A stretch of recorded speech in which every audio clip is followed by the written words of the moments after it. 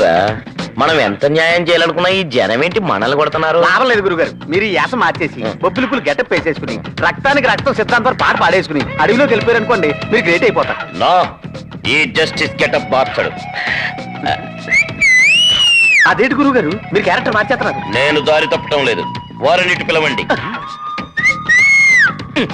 మామూలుగా పిలవరా? హలో,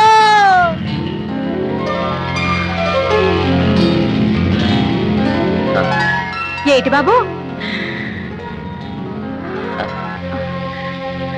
గురుగారు ఆ ముంతలో ఏముంది? స్పెషల్ తేనుంది. తేనె? పిలిచారా బాబు? నీ పేరు కూడా తేనేనా?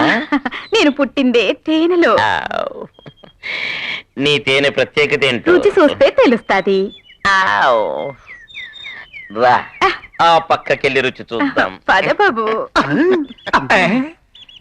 ఏంట్రా గురువు గారేంటి క్యారెక్టర్ నుంచి ఇదిగా మార్చేశారు? క్యారెక్టర్ కాదురా, కాసేపటికి షేపులు కూడా మారిపోతాయి.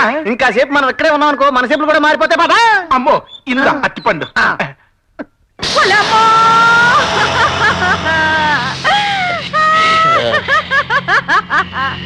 గట్టిగా రోకము, ఎవరైనా విన్నతో నాకు అన్యాయం జరుగును.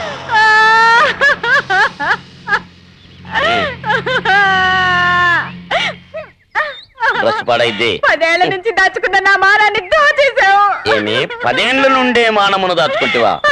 అంతకు మునుపు నేను అప్పటికి ఇంకా పెద్ద మనిషి కాలేదు. అలాగా? ఈ విషయం మా అయ్యకి తెలిస్తే నన్ను చంపేస్తాడు. అమ్మో. అరిటాకు లాంటి నా జీవితాన్ని ముళ్ళ కంచె మీదేసి లాగి ముక్కలు ముక్కలుగా సించేశావు.